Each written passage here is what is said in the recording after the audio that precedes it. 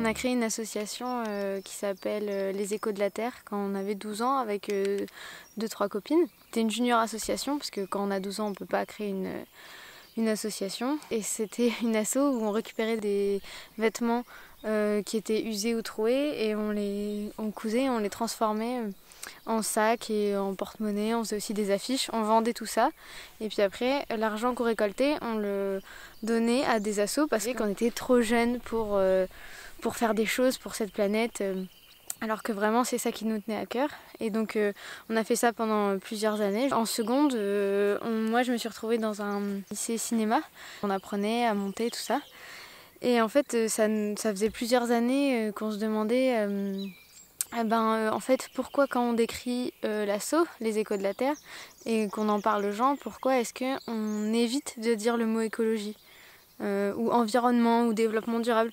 À chaque fois, on se rendait compte qu'on était mal à l'aise de dire ce mot. Donc on se demandait, est-ce que c'est les jeunes qui n'aiment pas ce mot et du coup il faudrait en trouver un autre. Si les jeunes n'aiment pas ce mot, c'est quand même mal barré, on va dire. On se disait qu'on allait demander aux jeunes pourquoi ils n'aimaient pas ce mot. Puis au bout d'un moment, on s'est dit, mais ça se trouve, c'est les médias ou à force de qu'on entende que les jeunes ne veulent rien faire, tout ça. On s'est dit que peut-être que les jeunes n'aimaient pas ce mot ou étaient frileux par rapport à ce mot, alors qu'en fait, peut-être que c'est important pour eux. En fait, on n'en sait rien. Donc on s'est dit, on va aller leur demander. Et donc au début, on a commencé à écrire quelques questions avec une autre copine qui était en lycée cinéma aussi, Madeleine. Le but c'était de faire vraiment un film au début fait par les jeunes. C'était un peu ça, et trouver un autre mot qui est écologie. Mais en écrivant quelques questions, en le posant à la première personne qui venait et qu'on avait envie d'interroger, on s'est rendu compte en fait qu'on avait plein de questions à poser et on s'est vraiment pris au jeu d'agrandir les questions sur la société, sur la vision du futur des jeunes. Enfin, c'était vraiment super intéressant pour une fois de se poser et d'écouter en fait parler les gens. On y met un peu du sien, on peut y arriver, pas à faire un monde beau et rose parce qu'il y aura toujours des cons sur la planète, mais juste à ce qu'il soit un petit peu plus vivable, ce serait pas mal. Si tout le monde a envie de sauver, on le sauvera. Et en plus, comme on était aussi jeunes qu'eux finalement, et qu'on les prenait un peu au dépourvu à la sortie du self, dans un couloir, et ils n'hésitaient pas à répondre en fait de manière libre. Pour moi, le monde il va mal. Je pense qu'on a atteint une espèce de point de non-retour. C'est pas super bien parti quoi. C'était génial pour nous. Ça faisait des interviews qui allaient jusqu'à 45 minutes quoi. Ça c'était le tournage, on a mis 6 mois, 1 an à tourner en essayant de varier les âges, mais bon évidemment on prenait aussi ce qui était dans notre entourage, on n'était pas assez, on était jeunes donc du coup on s'est pas posé pour peut-être essayer de faire un échantillonnage ou quoi. Voilà, c'était vraiment juste une image de ce qui se passait autour de nous, des personnes qu'on avait envie d'interroger, de rencontrer. Y a nos petits frères, nos cousines, nos copains, des gens, juste des connaissances. Donc voilà, c'est pas exhaustif comme vision, mais c'est déjà, ça a le mérite d'exister. Du coup, c'était important pour nous que toute la musique, toute la réalisation soit faite par les jeunes.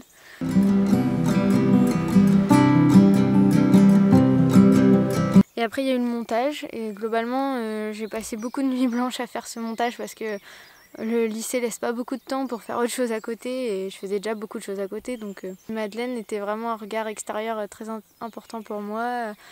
On faisait des sessions un peu ensemble aussi, avoir une vision un peu aussi précise de ce qu'on voulait. Ça a été ça, des retours, j'ai fait une première version, puis une deuxième, enfin bon voilà, plusieurs versions.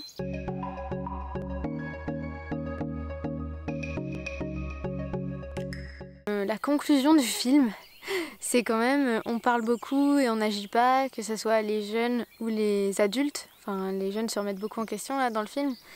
Et du coup, moi, on se retrouvait à avoir projeté un film ensemble. Là, on le regardait ensemble, toutes celles qui étaient dans l'asso. Il y a beaucoup de filles, c'est pour ça que je féminise. Et à voir un film donc, qui parle beaucoup mais qui n'agit pas. Et donc on s'est dit on peut pas laisser le film comme ça. Enfin, sinon en fait on reproduit exactement ce qu'on vient de dire. Donc on s'est dit bah ok, ça a été vraiment un élan pour nous de faire des choses, de se dire ok c'est bon, on est assez grand là pour faire des trucs. Déjà le film a eu une diffusion assez étonnante, on s'est retrouvés dans un festival qu'on avait vu sur Facebook qui s'appelait le Warn, We Are Ready Now. Donc c'était la première édition de ce festival pour vraiment qui rassemblait beaucoup d'associations, notamment de jeunesse engagée pour le développement durable. C'était vraiment le début un peu des grands mouvements de jeunesse écologiste. Et du coup on l'a projeté là-bas, on y allait. Au début on l'a projeté en tout petit comité parce que pas beaucoup de gens étaient venus à notre projection. Mais il se trouve qu'il y avait 2 organisateurs dans cette projection en tout petit comité. Et ça leur a vraiment beaucoup parlé. Et donc ils nous ont proposé de le projeter le soir devant 180 personnes. Notre première diffusion. On s'est retrouvés devant tous ces gens. Et ça a été un déclencheur pour après, en fait, donc c'était plein d'assos qui étaient en lien avec la jeunesse et l'environnement. Il y en a beaucoup qui sont venus nous voir à la fin pour projeter ce film dans leur ville. Donc on a organisé une tournée sur 1 semaine et demie dans le nord de la France, sur 5-6 villes en stop. Et c'était une sacrée aventure, ça nous a permis de rencontrer quand même beaucoup de gens. Puis après on l'a projeté dans des facs, dans des lycées, on a fait plusieurs projections chez nous. Ça a fait que donc le film s'appelait Par nos yeux. Et donc on a décidé de faire Dans les têtes, qui était un festival autogéré par des jeunes presque tous mineurs. Donc organiser un festival quand on est presque tous mineurs, c'est pas évident entre le permis qu'on n'a pas. C'est très compliqué de trouver un terrain parce que les gens font pas confiance à des jeunes qui veulent même faire des choses. Enfin, voilà. Et ça c'était hyper triste pour nous de se retrouver toujours face à la méfiance ou l'incrédulité des adultes notamment. Et en fait il fallait toujours se battre 3 fois plus. C'est 4 fois plus, 5 fois plus. Une fois que Dans les têtes était passé, donc c'est-à-dire qu'on avait organisé clé en main 3 actions précises avec tout le plan de communication. Ensuite ça nous a mené à faire Par nos yeux, Dans les têtes, avec vos mains. Et donc là c'était la réalisation des actions. Donc il y a eu une grande gratuiterie sur le boulevard Horteloup pendant un marché de Noël pour amener de la gratuité dans un moment de surconsommation. C'était trop intéressant. On a organisé un Ramène ta chaise, c'était un cercle de parole ouvert avec des questions philosophiques posées au centre. On invitait en fait tous les gens qui étaient de passage qui étaient sur les quais et on a amené le débat comme ça.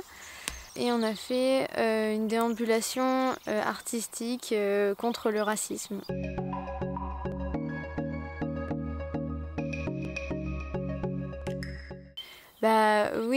Oui, elles ont. Pour moi, ça a vraiment beaucoup évolué. C'est-à-dire que là, on faisait un film où on se demandait si le mot écologie était aimé des jeunes ou était important. C'est plus la question. Enfin, là, les jeunes, ils sont dans la majorité. Enfin, ils sont concernés, même s'ils sont pas forcément, ils n'en ont pas fait leur cause. Ils savent que c'est l'enjeu de la prochaine décennie. Ils sont beaucoup plus. Dans les médias, dans la mobilisation, ça n'a rien à voir, quoi. Nous, on avait l'impression d'être un peu des ovnis. Moi, je ne comprenais pas pourquoi on ne parlait pas de ça. J'avais l'impression de crier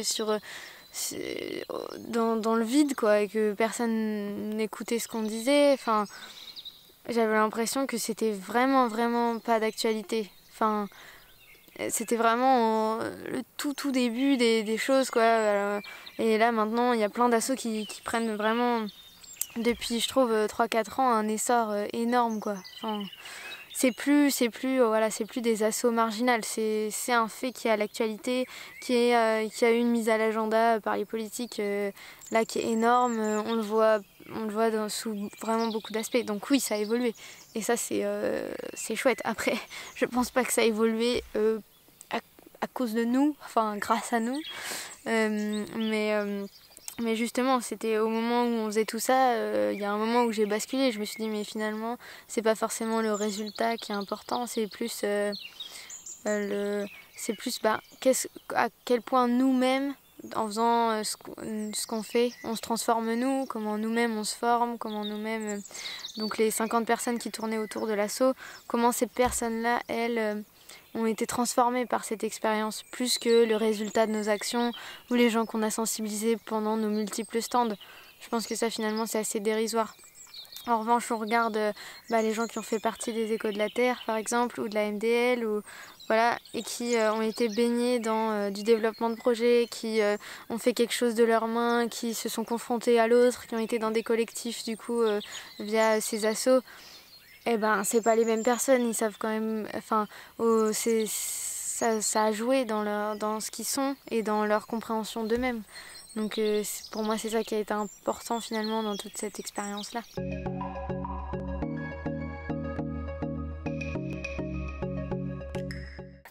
Oui, je suis optimiste parce que en fait, j'ai envie de nourrir ça et puis j'ai envie de nourrir la confiance dans le fait que l'humanité a beaucoup de ressources pour détruire la planète, mais a aussi beaucoup de ressources et d'intelligence pour trouver des solutions rapidement et changer de paradigme rapidement.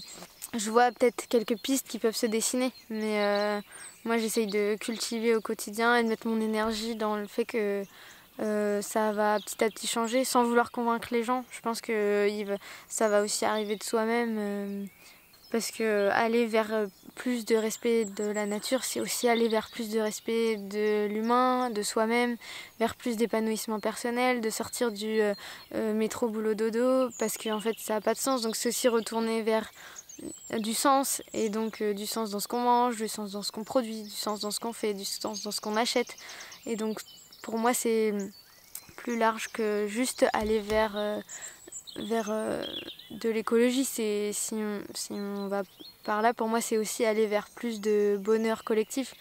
Là il y a quand même avec la crise sanitaire, c'est aussi une phase dure qui va nous permettre après de faire des choix en fonction d'un sens plus profond des choses que l'argent, la rentabilité, la production. Voilà. Et ça, je pense que c'est bon signe. Voilà. Et donc là, actuellement, moi j'habite dans un éco-village à Prisiac que j'ai cofondé il y a 2-3 ans. Et je travaille à la communauté de communes où j'habite pour développer le tourisme équestre, les chemins de randonnée et tout ça. Donc je suis très heureuse de m'épanouir dans ce contexte et de pouvoir être aussi bien alignée avec mes valeurs, mes envies et voilà, d'expérimenter toujours la vie, de voir des choses différentes.